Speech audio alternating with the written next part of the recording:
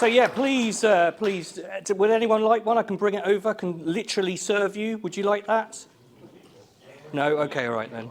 Yeah, so one, okay, right. So when I talk, it kind of jumps around a bit. It's not like sort of other people. And basically, I wanted to talk to you about the beer. But first of all, I was going to mention that I'm writing a book on Desi pubs, which are British Indian pubs. And I'm actually, at the moment, funnily enough, on Radio 4, if you turned it on now, you could hear my voice. So I'm talking about a person called David Jesudason. And he came to this country in the 1950s. It was like during rationing, that kind of thing. And he went relatively nearby. He lived in Smethwick. And when he got to Smethwick, all the pubs were segregated. So he wasn't allowed into the smoking rooms or the assembly rooms of all the pubs that are there. And he didn't agree with this. And so what he did was he went together with some white students. The students went into the bar, they bought a drink, and they gave it to Avatar. And when Avatar took a drink of this, he was spotted by the landlord, and he was barred. And so what Avatar did was he got together with a load of people, and he gave evidence against those landlords who were doing this racist practice. And these landlords lost their licenses. And to stop other landlords who were like them doing the same thing, Indians like Avatar got together and they took over the pubs. And those were the first Desi pubs. And if you go to Smethwick now, which is, I think, only like 30 miles away, every single pub in Smethwick is a Desi pub, and that's run by an Indian landlord. And they do like incredible food, and they're great, they're very welcoming. I have to say that this part of the country is very welcoming now, and when you go into Smethwick, it's a very friendly place. And they're very friendly for white people and British Indians, myself. And so he died a few weeks ago, and I did an obituary for him. It's on Radio 4, and it kind of got me thinking about like how we interact with India. And my parents were, my dad's of Indian origin, but he was born in Singapore. My mum was Malaysian. She was born in Malaysia, and they came to this country in the 1970s, and they like Avatar, had experienced a lot of racism, and but unlike Avatar, they didn't do anything about it. They wouldn't talk about it. They didn't engage with it. And when it came down to the sort of colonial side of it, my dad liked IPAs, and he was a big beer drinker. He went to pubs, and he would sort of hold court and tell people about IPAs being the drink that Indians would drink and this kind of thing. And having done some research into it, I think that what really Avatar experienced is actually what a lot of Indians did experience in India, because the colour bar, which is what Avatar was trying to break, was present in India during the East India Company, and it meant that Indians couldn't drink in these pubs. And the IPA is, as was mentioned before, a product of the East India Company. And I think we've not really talked about the East India Company and what they did. And William Dalrymple describes them as the asset strippers of the past. And he also talks about it's a bit like sort of Amazon invading a country and taking them over. And my favourite statistic about the East India Company is about Lord Clive and about how his immense wealth, I mean, it's incredible the amount of wealth that he had, is that his wife, Lady Clive, had a diamond necklace that was worth £262,000 in today's money, and she used that necklace for a pet ferret. And so they had this huge amount of wealth. And I, like my dad, do like IPAs a lot. Obviously, some of you might think these are a bit hazy for an IPA, but beer has obviously played a huge part in my life. But when I see certain colonial style marketing, it kind of doesn't sit very right with me. And I think that it's not necessarily beers that do this all the time. It's like the biggest offender, I have to say, is like gin, particularly Bombay Sapphire, which was created in the 1980s. And it gives this idea of colonial luxury and splendour. And it's a colonial luxury and splendour that kind of existed for a select few of people of the East India Company or the Raj later on. And so a lot of people have spoken about why this is the case and why we have to market things in this way. And I think Salman Rushdie was the one who linked it to the Falklands War, saying that it was a part of like Britain under crisis, that kind of thing.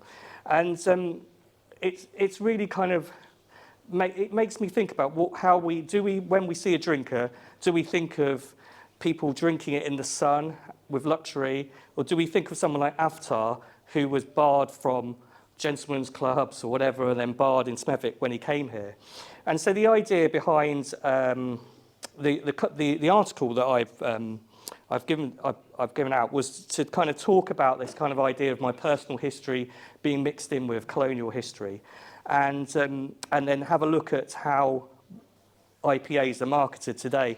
And the article was really spurred by this this beer company called Four Pure, who you might remember, they were pictured with with Rishi and Boris Johnson, and they did an advertising campaign that said IPAs but brewed nowhere near India.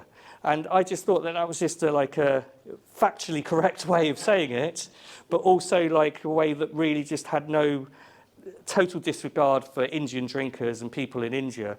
And so, and a lot of like beer companies have done this. But as I say, it's not just beer companies. Things like Plantation Shutters, Oxo Cubes, Turkish Delight, all these other products fit in this idea of colonial splendour. So I really wanted to, when I wrote that article, was to come up with a way of decolonising an IPA and marketing it in a way that wouldn't be problematic. And so I spoke to a few academics, and they were like, well, we tried this, but the problem was that craft beer, particularly like the sort of clean cans, with a little bit of lettering, that kind of thing. And so we approached, Good Beer Hunting and myself approached Villagers Brewery, and sadly Zoe can't be able to come today because she hurt her back and is in hospital, but she tells me she's okay. And so the idea was to create a beer that was made with India in mind, and so all the profits for this beer go to the floods in Pakistan.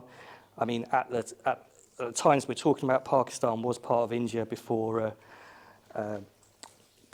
they parted ways. And so like the idea of the artwork here on the can, if you see that, it's quite small, is that we've zoomed in on an Indian fabric. I got my artist friend who's from Iran to do that. And the idea is it explains on the can a few things about that go into the article, and it has a QR code which is doesn't work, but we're supposed to link to that article. And so I got together with Villagers Brewery, and they were very keen to come up with this idea. And my idea was to take one of their beers, which is Big Salad IPA, and to twist it and to put Indian spices in there. So this is basically a Big Salad IPA, and when I saw, so the story about Big Salad IPA and me is that I was in a local pub, and I really like cask bitters, and they only had like 2 on, and I didn't fancy them. So I said, okay, so Villagers is near me. I live in southeast London. It's Deptford. So I was like, I'll try the Big Salad IPA. So I saw it being poured, and I was like, oh my God, I'm going to hate this. Look at the colour of it. And it's that actually is a bit yellower because of the turmeric, I think. But it came out, and it's hazy, and I was like, I'm not going to like this. So I tried it, and I was like, do you know what? I really, really like this. And so it became sort of my favourite like craft beer. And so I really just became this like Villagers fanboy, and I wanted to like, they do a lot of collabs, and so I was trying all their different beers and their different beer styles. And so approaching them and them saying yes was like a really like a fairy tale really for me, because I got to see how they do things and look under the hood and everything like that of how it all works. And so we had a big chat with them about what spicing would work with this beer. And we went to a local like a sort of Indian supermarket, and we bought like tons of spices and we put it into the mix.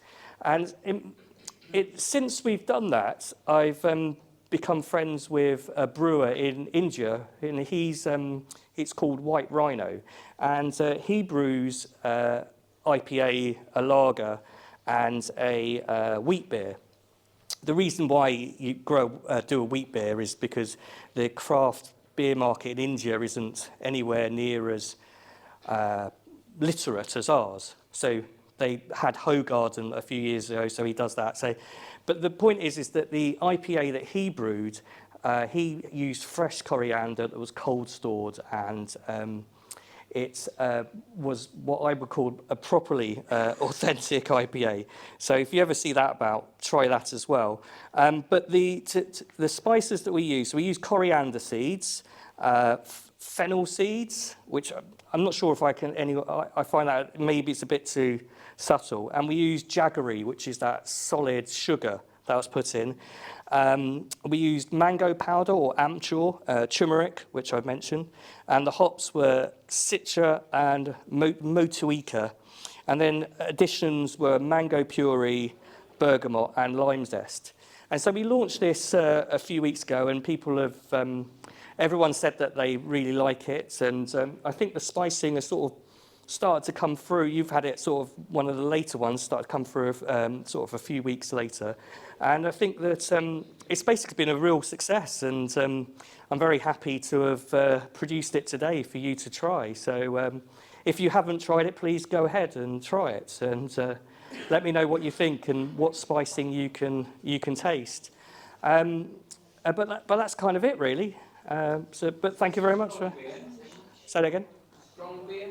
What do you class as strong? 6% and above? 6%. It's exactly 6%. And what's it called? It's called Empire State of Mind, like the article that you've all been given. Yeah. Thank you. So thank you very much. Cheers.